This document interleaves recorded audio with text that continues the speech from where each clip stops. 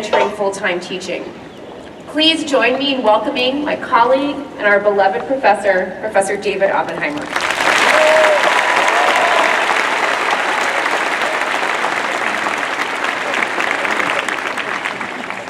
Thank you, Dean Murray. Dean Murray.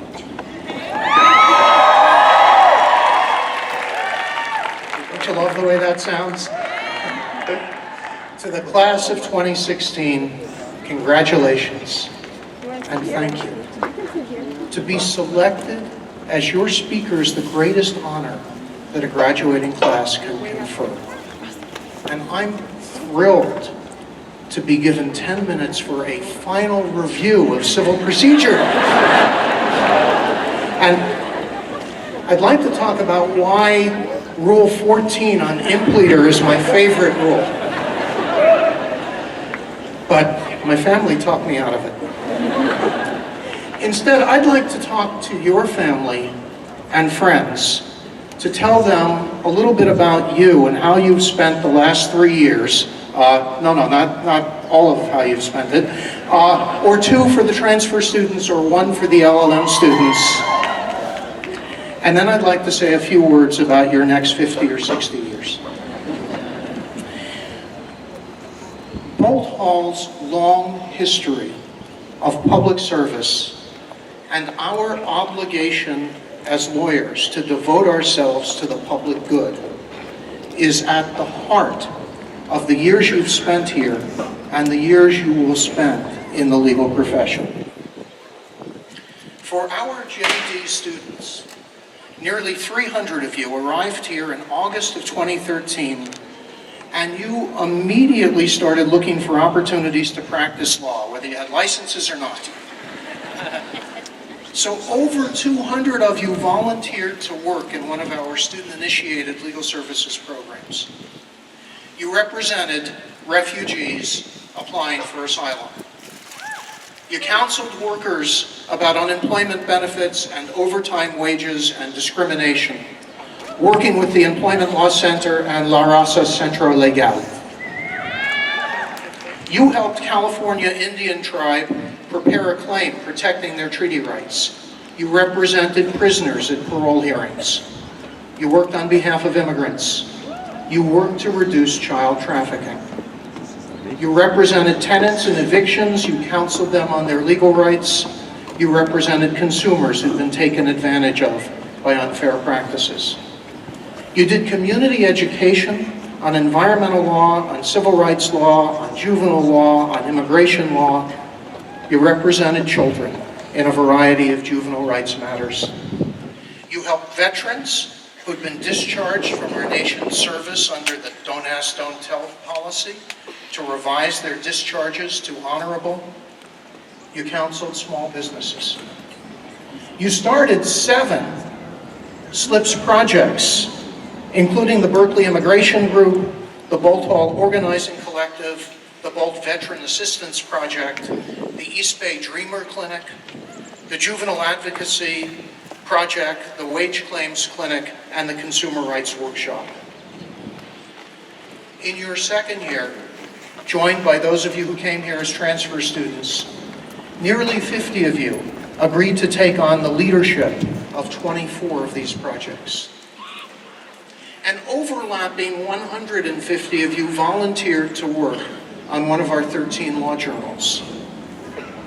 Approximately 50 of you volunteered to work with the Board of Advocates, serving on or helping organize 45 student advocacy competitions and reaching the semifinals or better in 30 of them. Just over 100 of you volunteered to work in one of our 2L, 3L clinics, the East Bay Community Law Center, founded by an earlier class of students, the International Human Rights Clinic, the Samuelson Law, Technology and Policy Clinic, the Death Penalty Clinic, and our 2 brand new clinics, the Public Policy Clinic and the Environmental Law Clinic. Another 160 of you signed up to work at a government or nonprofit law office, like a public defender's office or the Environmental Protection Agency.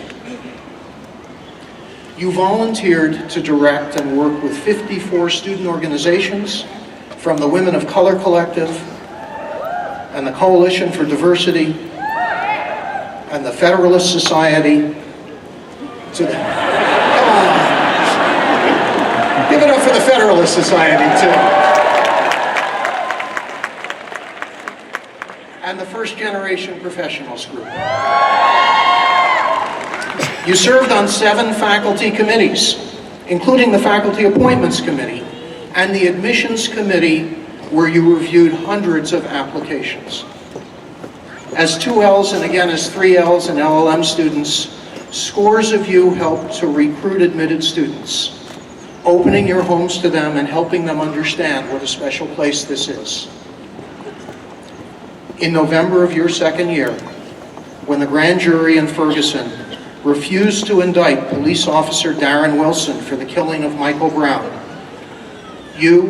we came together as a community through teach-ins and die-ins and marches and lots of lawyerly discussion to support the emerging Black Lives Matter movement.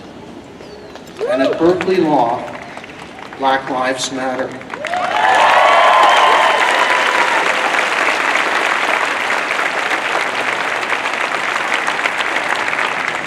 In March of this year, when our former dean was forced to resign on the eve of Admitted Students Weekend, you joined hundreds of your fellow students lining the halls to welcome our new students and assure them that this is a community where people usually treat one another with respect and dignity.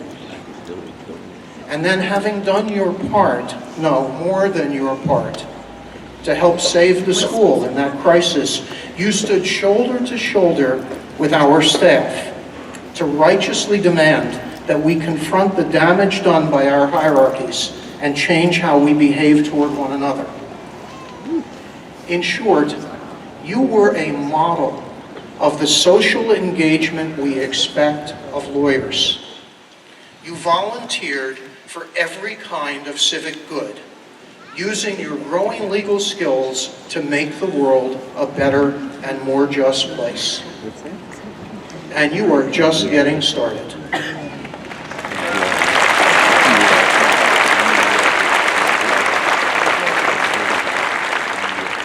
Soon you're actually going to have a license to do this work.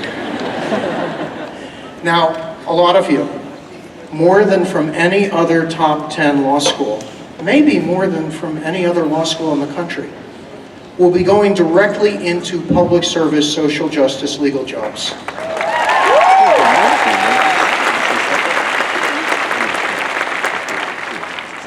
And for some of you, that means that you're applying for jobs and fellowships now, while your classmates heading to big law firms already know where they're going. And that's not easy. I feel your pain. I have felt your pain. When I graduated from law school, I didn't have a job lined up, and I had no idea. I was about to get a call from a judge I'd written to over a year earlier, asking if I was still interested in the clerkship. And when my stepson Alex graduated from Bolt a few years ago, he didn't have a job yet. But after serving as an AmeriCorps volunteer, he's now doing wonderful environmental policy work and having a great time. And he's making a good salary. So hang in there. I know you're going to land on your feet in great positions where you will be change agents. That's why you came here, and you've been well prepared to do this work. There's a temptation, which I hope you will all resist, to see two paths divergent between private practice and public interest social justice. What experience tells us is that lawyers generally, and Bolt Hall graduates in particular, move back and forth between public service and private practice with great dexterity. It's central to the role of a lawyer that we work for the public interest, that we advocate for access to our justice system, that we agitate for social justice, that we perform pro bono public service work. This is who we are. So I think of role models like John Streeter, class of 1981, who spoke at your SLIPS orientation 3 years ago. He started with the Oric firm, then moved to Kecker and Van Ness, and his passion for public service made him devote so much of his time to pro bono work that he was elected president of the state bar and then appointed to the California Court of Appeal. Or Michelle Roberts, class of 1980, our graduation speaker, who started as a public defender, then moved to Aiken Gump and then Skadden, the firm that supports more public interest fellowships than any other in the world, and is now general counsel to the National Basketball Players Association. Go Warriors.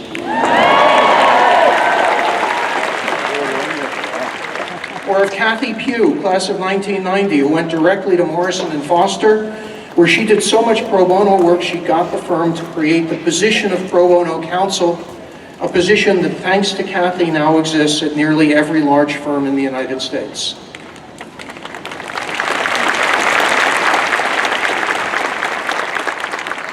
For many years, Bolt Hall graduates in private practice have been among the leading pro bono practitioners in the country. So to those of you who are heading into a public interest practice, say hello to your neighbors heading to big law. They'll be working with you as colleagues. They'll be helping to fund and support your major impact cases.